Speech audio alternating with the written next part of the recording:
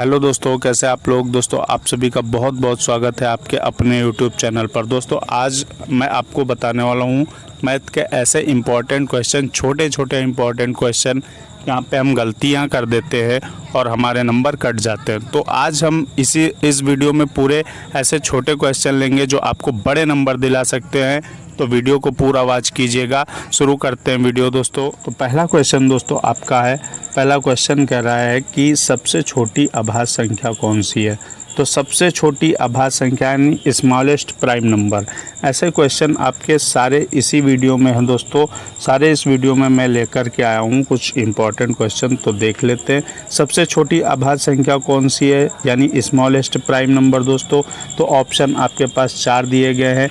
Option देखते हैं हम लोग। पहला ऑप्शन आपका 1 है। तो 1 क्या है दोस्तों, 1 को ना तो प्राइम बोल सकते, अभाज्य बोल सकते और ना ही कंपोजिट। तो 1 ना तो प्राइम है और ना कंपोजिट। क्लियर है। सेकंड ऑप्शन आपका देखते हैं। पहले हम सी और डी देख लेते हैं। 3 क्या है दोस्तों, सबसे छोटी अभाज्य संख्या विषम अभाज्य संख्या है। सबसे छोटी विषम अभाज्य संख्या। और 5 एक प्राइम नंबर है। ठीक है, ये भी अभाज्य संख्या है। तो एक आपका ऑप्शन बी जो है, ऑप्शन बी इसमें सही हो जाएगा। सबसे छोटी अभाज्य संख्या 2 है। अब अगर आपसे सबसे छोटी अभाज्य संख्या पूछे तो आप 2 लगाएंगे, टिक करेंगे। और दोस्तों अगर आपसे पूछ ले सबसे छोटी सम अभाज्य संख्या, सम अभाज्य संख्या कौन सी होगी, तो भी आप 2 ही लगाएंगे। और दोस्तों एकमात्र 2 ऐसा प्राइम नंबर है जो कि इवन है। एकमात्र प्राइम नंबर जो कि इवन है, बाकी सारे प्राइम नंबर आपके ऑड हैं यानी विषम है। तो क्लियर है, सबसे छोटी अभाज्य संख्या या सबसे छोटी अभाज्य संख्या आ जाए या आपकी सम अभाज्य संख्या आ जाए तो आप 2 लगाएंगे। ठीक है। सेकंड क्वेश्चन दोस्तों आपका, सबसे छोटी विषम भाज्य संख्या कौन सी है। सबसे छोटी विषम भाज्य संख्या यानी दोस्तों मैं आपको बहुत अच्छे से बताने वाला हूँ। 1 2 3 4 5 6 7 8 9। तो इसी में समझ लेते हैं हम लोग। सबसे छोटी दोस्तों अभाज्य संख्या 2 या सबसे छोटी सम अभाज्य संख्या 2। क्लियर है। सबसे छोटी आपकी विषम अभाज्य संख्या जो है वो 3 है। सबसे छोटी विषम अभाज्य संख्या 3 है। सबसे छोटा आपका जो कंपोजिट नंबर है, भाज्य संख्या आएगी तो आप 4 लगाएंगे। और 5 एक विषम संख्या है, अभाज्य संख्या है, विषम तो है ही, बाकी अभाज्य संख्या है आपकी 6 आपका कंपोजिट नंबर, इससे आपको मतलब नहीं है। तो 9 एक ऐसा आपकी संख्या है जो कि क्या है, ऑड कंपोजिट नंबर है। पहला ऑड कंपोजिट नंबर है यानी आपका सबसे छोटी विषम भाज्य संख्या, विषम भाज्य संख्या। और आपकी सम भाज्य संख्या आएगी तो आप 4 लगाएंगे। यानी ऑप्शन आपका सही हो जाएगा इस क्वेश्चन में। आपका ऑप्शन सही हो जाएगा सी वाला, यानी आपका सी ऑप्शन बिल्कुल क्लियर हो जाएगा। आपका 9 सही उत्तर होगा इसका। 3 नंबर आपका सवाल है, 1 से 100 तक कितनी अभाज्य संख्याएं। बहुत प्यारा सा सवाल है दोस्तों। 1 से 100 तक कितनी अभाज्य संख्याएं बहुत बार पूछा जाता है। सारे क्वेश्चन जो मैं आपको बता रहा हूँ बहुत बार पूछे गए हैं। तो 1 से 100 तक कितनी अभाज्य संख्याएं दोस्तों, तो देखेंगे 31 हैं, 23 हैं, 47 हैं या 25 हैं। तो देखना है दोस्तों 1 से 50 तक, 1 से 50 तक आपकी जो प्राइम नंबर होते हैं वो 15 होते हैं दोस्तों। 1 से 50 तक 15 होते हैं।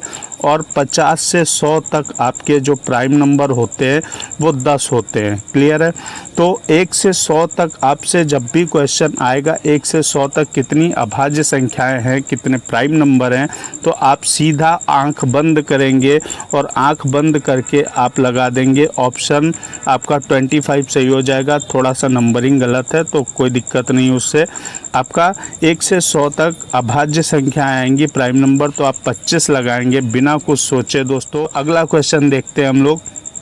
अगला क्वेश्चन आपका है, वह छोटी से छोटी संख्या जो दी गई संख्याओं से पूरी विभाजित हो जाती है कहलाती है। तो आपने पढ़ा होगा एचसीएफ और एलसीएम।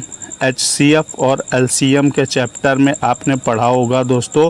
तो LCM क्या होता है, वह छोटी से छोटी संख्या होती है जो दी गई संख्याओं को से पूरी विभाजित हो जाती है। जैसे 2 और अगर मैं कहूँ 3 का LCM कितना होगा, तो छोटी से छोटी दोस्तों आपकी 6 हो जाएगी, जो 2 से भी कट जाएगी और 3 से भी पूरा डिवाइड हो जाएगी। पूरा कब डिवाइड होती है, जैसे 4 को दोस्तों 2 से डिवाइड करना तो ये पूरा डिवाइड हो जाएगा, क्योंकि 2 दूनी आपका 4 हो जाएगा, रिमाइंडर आपका 0 बचेगा, और जब रिमाइंडर 0 बचे तो संख्या पूरा डिवाइड हो जाती है। क्लियर है। तो इसमें फ़िलहाल ऑप्शन आपका सही हो जाएगा उन संख्याओं का LCM। और HCF क्या होता है, आपका वह बड़े से बड़ा नंबर होता है आपका, जो दी गई संख्याओं को विभाजित कर देता है। जैसे आपका 2 और आपका 4 है, तो इसका LCM आपका HCF कितना हो जाएगा, HCF आपका 2 हो जाएगा। 2 इसको भी डिवाइड कर देगा, इसको भी डिवाइड कर देगा। तो फिलहाल इस क्वेश्चन का सही आंसर होगा A के साथ जाएगा, उन संख्याओं का LCM होगा। तो अगला दोस्तों आपका क्वेश्चन है 5 नंबर क्वेश्चन है, 1 से 100 तक संख्याओं में शून्यों की संख्या कितनी होगी।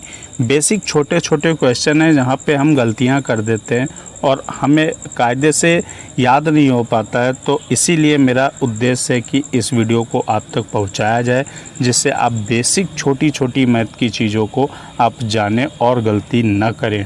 तो आपका क्वेश्चन है 1 से 100 तक शून्यों की संख्या, यानी 1 से स्टार्ट करें गिनती और 100 तक शून्यों की संख्या कितनी होगी दोस्तों। तो क्या करेंगे इसके लिए, देखिएगा बहुत अच्छी चीज़ मैं बताता हूँ आपको। 10, 20, 30, 40 ऐसे आपका 50, 60, 70, 80, 90 और आपका 100 हो जाएगा।